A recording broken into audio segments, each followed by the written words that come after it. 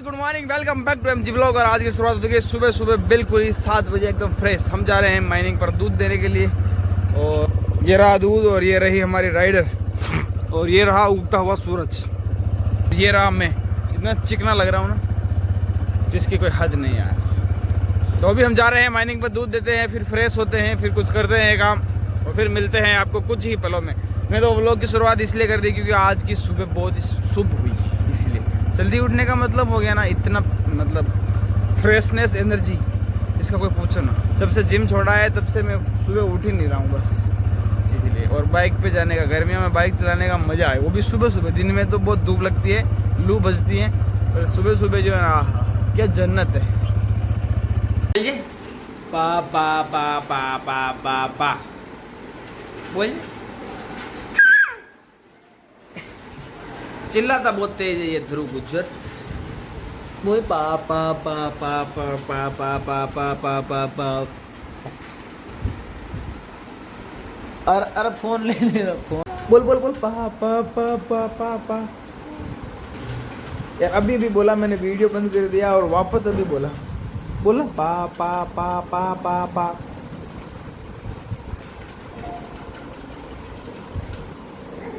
बोलना करू। मम्मा ने पापा।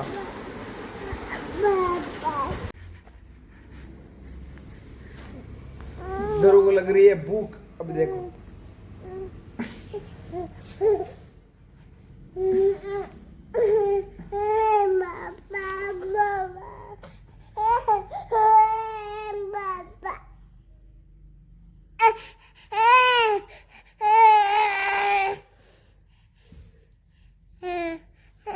दोस्तों तो मैं आ चुका हूँ अभी माइंस पे।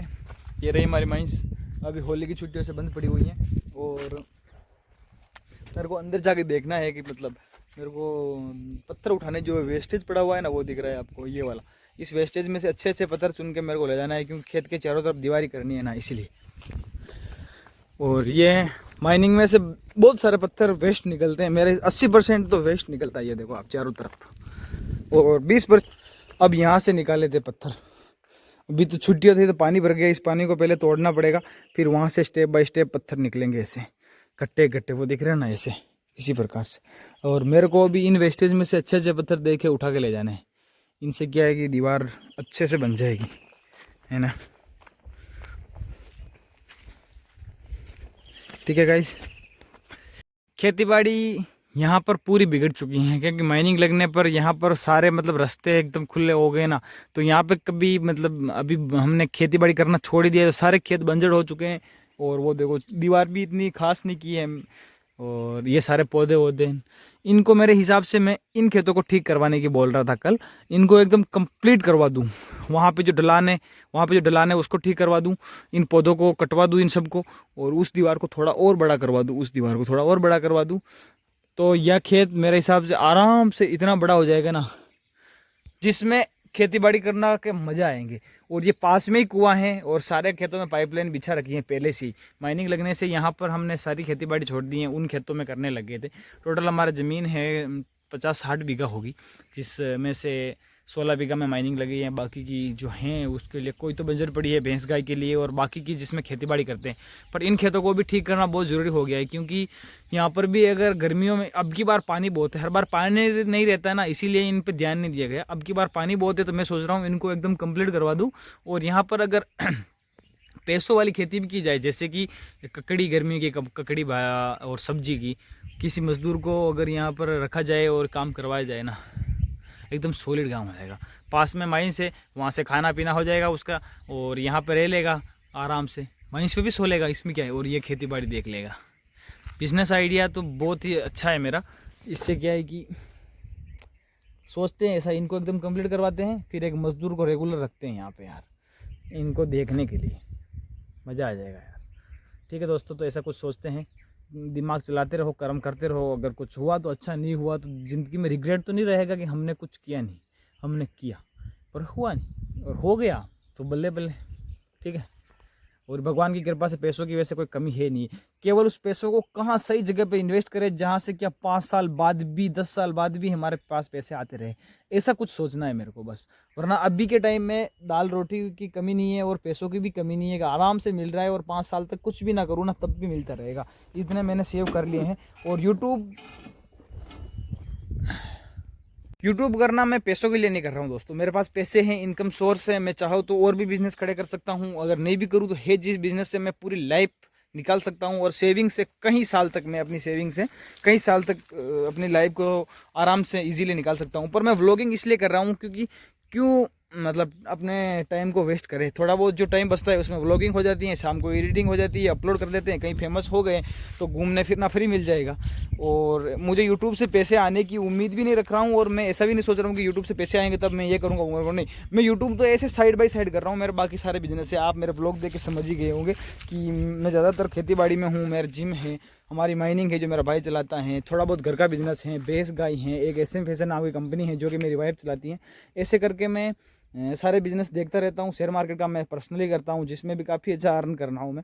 और यूट्यूब मेरे लिए एक फैशन है जिसमें मुझे कोई इंटरेस्ट नहीं कि पैसे आए या जाए या कुछ नहीं। मैं और भी लगा सकता हूँ यूट्यूब में पैसे यूट्यूब करने के लिए, पर ऐसा उम्मीद नहीं रखता हूँ कि पैसे आएंगे तभी मैं यूट्यूब में करूँगा, ऐसा नहीं। यूट्यूब में साइड बाई साइड करता रहूँगा लाइफ टाइम के लिए। अगर पैसे आने लगे तो अच्छी बात है, ये भी एक इनकम सोर्स हो जाएगा। ज़िंदगी में एक आदमी के 7 इनकम सोर्स होने चाहिए, मैंने कहीं पर पढ़ा था। तो अभी मेरे हो गए 1 2 3 4 हो गए टोटल, और 3 मुझे अभी और खड़े करने हैं। तो मैं ज़्यादातर अभी खेतीबाड़ी में पैसे लगाने की सोच रहा हूँ। अगले 1 2 साल में खेतीबाड़ी में दबाकर पैसे लगाऊंगा, क्योंकि आने वाले साल मेरे को लगता है खेतीबाड़ी का ही है। और वो भी सारा एकदम टेक्निकल वाले पैसे लगाऊंगा जिससे कि मुझे मेहनत ना करनी पड़े और कम मेहनत में खेतीबाड़ी हो जाए। ठीक है, तो दोस्तों अभी हम निकल चुके हैं देवरा जाने के लिए। अभी मैं जाके आ रहा हूँ 15 मिनट में, क्योंकि हमारी ये गाय के मतलब बछड़ा हुआ है। तो फर्स्ट बार क्या मतलब हर बार जब भी नया बछड़ा होता है ना गाय के भैंस के, तो हर बार संडे को दूध को जमा के दही बना के हमारे यहाँ पे पास में एक भैरू जी का मंदिर है, वहाँ पर चढ़ाते हैं। दूर दूर से लोग आते हैं। तो उससे क्या है कि ज़िंदगी भर मतलब जब तक गाय दूध निकलाती है तो बीमार नहीं होती हैं और आराम से रहती है। इसीलिए उनके दाता की मान्यता है हमारे यहाँ पर।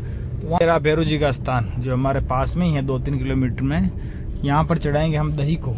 पोपा जी है कि नहीं है, चले गए होंगे यार। संडे पूरे दिन होना चाहिए। हाँ है तो सही, अंदर लड़के भी बैठे हुए हैं। ये लाते हैं यहाँ पर चढ़ाते हैं दही को, वहाँ से एक नारियल ले लेते हैं। ठीक है गाइस, तो यहाँ पे चढ़ा देते हैं इनको दही को। दाता के मतलब भगवान के थोड़ा सा चढ़ता है, पर बाकी सारे ये लोग लड़के बैठे हैं ना, इनमें बांट देंगे। ठीक है,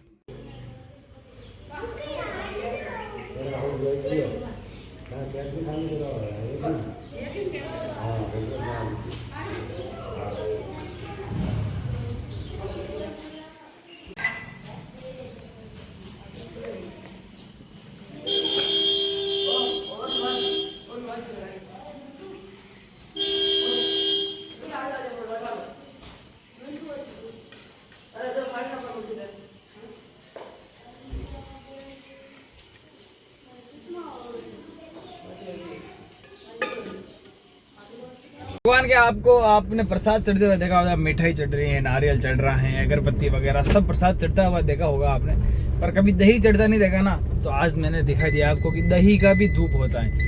और ये दही गाय के मतलब बछड़ा या भैंस के बछड़ा होते ही फर्स्ट जो इतवार आता है ना, इतवार वाले संडे आता है ना, तब इस देवता के हमारे आसपास के सारे लोग इतना सारा दही लाते हैं। शायद हजारों किलो लीटर में दही आता है इधर, और गांव के लोकल लोगों में बट जाता है।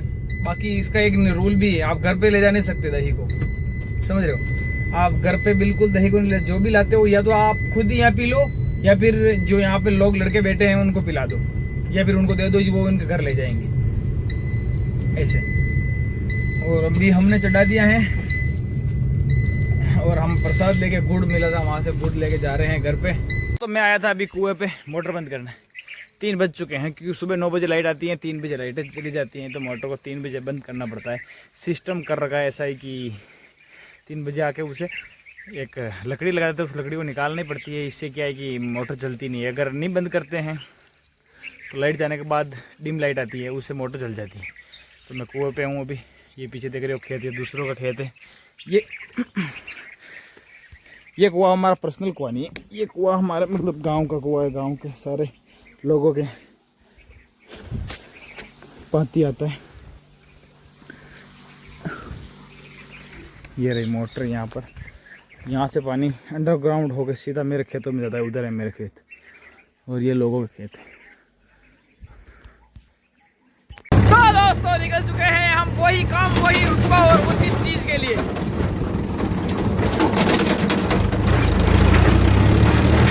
फाइनल डेस्टिनेशन काम के लिए बस। तो मैं हर साल 3 ट्रेवल करता हूँ, मतलब 3 डेस्टिनेशन जाता हूँ हर साल। इस बार तो थाईलैंड भी गया था, गोवा गया, केदारनाथ गया था, ठीक है। और थार रॉक से मेरे पास मज़े करने के लिए मेरे पास आईफोन है, आईपैड है, सब कुछ है, पर ऐसे मुझे मेहनत करनी पड़ती है। आप देख रहे हो सब कुछ इस मेहनत के पीछे है।